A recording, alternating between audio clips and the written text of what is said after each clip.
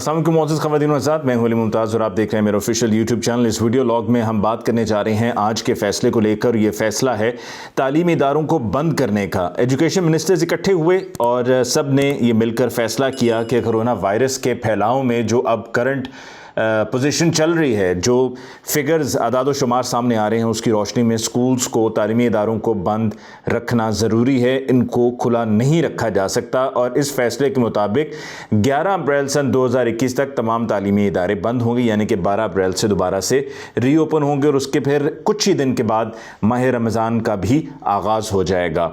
इस फैसले को जब किया गया है तो इस फैसले के हो जाने के बाद प्रोविंशियल गवर्नमेंट से कहा गया है कि आप भी अपने मुताबिक ये देख लीजिए कि क्या आपके प्रोविंस में सिचुएशन चल रही है कोरोना इन्फेक्शन की। उस हिसाब से अगर आपको लगता है कि आप स्कूल्स को या तालीमी इदारों को खुला रखकर काम चला सकते हैं तो चला लीजिए। जिसमें सईद गनी साहब की तरफ से कहा गया है कि सिंध में अभी हम फ़िलहाल बंद नहीं कर रहे क्योंकि वहाँ पर सिचुएशन अभी कंट्रोल में है। पंजाब में परसेंटेज बहुत ज़्यादा बढ़ चुकी है, 14 से 15% तक on a daily basis infection rate बढ़ चुका है और डेफिनेटली एक अलार्मिंग सिचुएशन है कि जिसकी वजह से तालीमी इदारों को बंद करना पड़ा। और सिर्फ तालीमी इदारों को नहीं, और भी बहुत सी जगहों पर पाबंदियाँ लगाकर बंद किया जा रहा है ताकि लोगों को घरों में रखा जाए, लोग अपने घरों में रहें, एक दूसरे से फासले बरकरार रखें और लोग जब बाहर निकलते हैं घर से तो फिर एक दूसरे से मुरव्वतन उनको मिलना पड़ता है। बच्चे स्कूल जाते हैं तो बच्चों को भी एक दूसरे से बच्चे मिलते हैं, हाथ मिलाते हैं। फिर मैं पहले रोज़ से ये कह रहा हूँ कि जिस क्लासरूम में वो बैठते हैं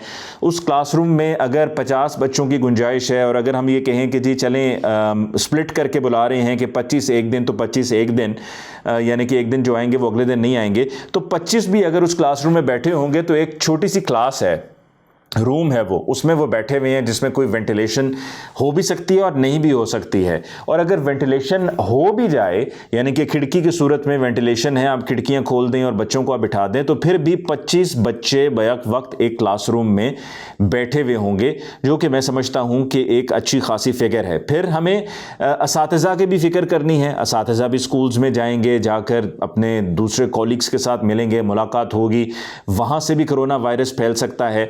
तो स्कूल्स को बंद करना बहुत ज़रूरी हो चुका था गवर्नमेंट के लिए, जिसकी वजह से ये फैसला हुआ। लेकिन इस फैसले के हो जाने के बाद जो प्राइवेट स्कूल्स फेडरेशन के सदर हैं काशिफ मिर्ज़ा साहब, all Pakistan private schools federation के वो सदर हैं, उनका ये कहना है कि जी हम इस फैसले को कबूल नहीं करते हैं। आपने अपने सियासी जलसे या सियासी तकारीब आपने देखी हैं कि वहाँ पर लोग किस तरह से जाते हैं, कितनी बड़ी तादाद में जाते हैं। अब जिस तरह 26 मार्च को मरीम नवाज साहिबा ने पेश होना है नैब में, तो उस दिन ये ऐलान कर दिया गया है कि जी तमाम वर्कर्स पहुँचें।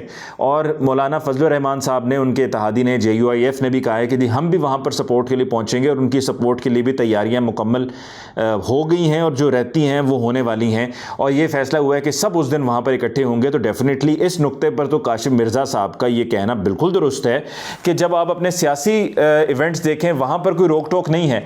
अभी यूथ कन्वेंशन हुआ है PMLN के वर्कर्स का इतवार के दिन, और वहाँ पर मरीम नवाज साहिबा खुद भी स्टेज पर मौजूद थी ना, उन्होंने खुद मास्क पहना हुआ था क्योंकि उस वक्त तकरीर कर रही थी तो उन्होंने मास्क उतारा हुआ था।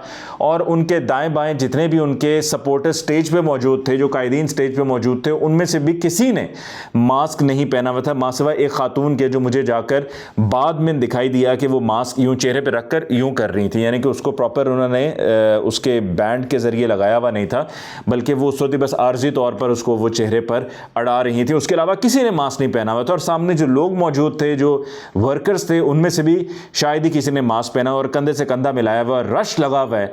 लेकिन वो सब जायज़ है। वहां पर भी हुकूमत को चाहिए कि वो जाके क्रैकडाउन करें और इन लोगों को, अगर आप जुर्माने नहीं कर सकते, जिस तरह का अगर आप सड़क पे जाएं, किसी ने मास्क नहीं पहना तो आप उसको क्या कर सकते हैं, आप उसको पकड़ के हवालात में तो बंद नहीं कर सकते हैं क्योंकि इतना भी मेजर ऑफेंस नहीं है। गो कि उसका ऐसा ना करना उसके लिए भी नुकसानदेह है, उसके तरफ लोग जो मौजूद हैं उनके लिए भी नुकसानदेह है।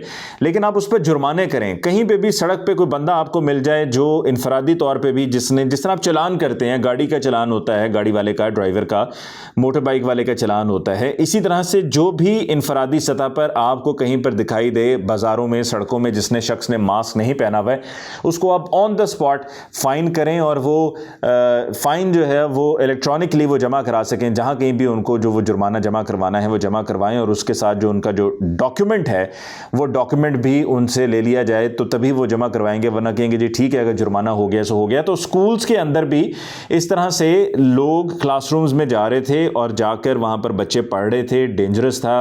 वालिदैन बहुत ज़्यादा परेशान थे कि गवर्नमेंट कह रही है कि इतना ज़्यादा तेज़ी से कोरोना फैल रहा है और सूरत हाल इतनी परेशान कुन हो चुकी हुई है, तो फिर जो एग्ज़ाम्स हो रहे थे उनके अंदर क्यों कहा गया कि जिन बच्चों के एग्ज़ाम्स हो रहे हैं, जिन बच्चों के एग्ज़ाम्स हो रहे हैं उनको क्या वो डिसइंफेक्ट हुए हैं, उनको क्या वैक्सीन लगा दी गई है कि वो जाकर इम्तिहान दे सकते हैं, और बाकी बच्चे जो घरों में हैं उनको चूँकि वैक्सीन नहीं लगी है तो लिहाजा उनका घर पर रहना ज़रूरी है। वो बच्चे भी उतने ही ख़तरे में हैं जो एग्ज़ाम्स के लिए जा रहे हैं जितने के बाकी सब, तो उनको भी एग्ज़ाम्स के बजाय घर पे, क्योंकि देखें काशिफ मिर्ज़ा साहब ने अपने इस वीडियो पैगाम में ये कहा कि जी हमारा ये मुल्क का मुस्तकबिल है, कोई दूसरी राय नहीं है, हमें इन पर तवज्जो देनी है, तालीम का हर्ज हो रहा है, इसमें भी कोई दूसरी राय नहीं है।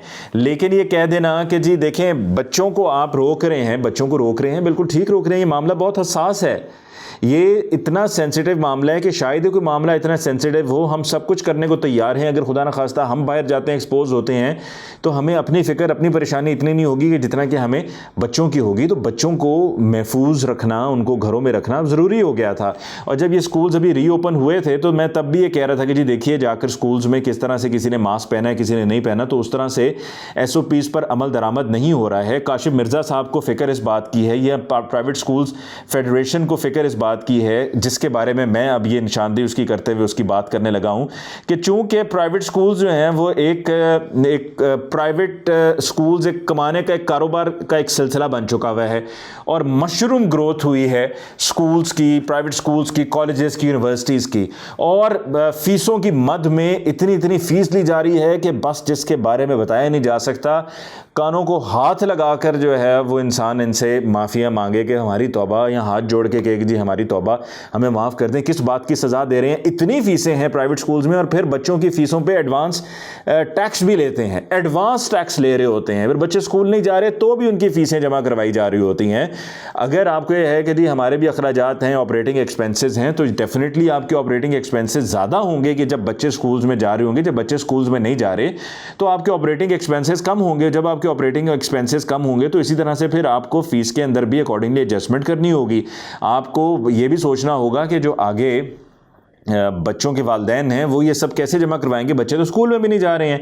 लेकिन आपका भी एक कारोबार है, एक बिज़नेस है, तालीम एक कारोबार बन चुकी हुई है, तालीम और सेहत दोनों ही कारोबार बन चुकी हैं। तो जब तो या तो इसको जो है वो कारोबार ना बनने दिया गया होता, जब आपने लोगों को इजाज़त दी कि आप प्राइवेट स्कूल्स बनाएं और स्कूल्स में तालीम को आप फ़रोख्त करें, और लोग फिर आएंगे आके, चूँकि गवर्नमेंट स्कूल्स के हालात नहीं हैं तो प्राइवेट स्कूल्स में ज़्यादा फ़ीसें हैं, फिर उन ज़्यादा फ़ीसों के बावजूद अपने बच्चों का दाखिला करवाएंगे, तो उस वक्त गवर्नमेंट को चाहिए था कि वो रोक टोक करें, और इस तरह से यूं खुली छूट ना दे दें। खुली छूट देंगे तो ग्रोथ इसी तरह से होगी।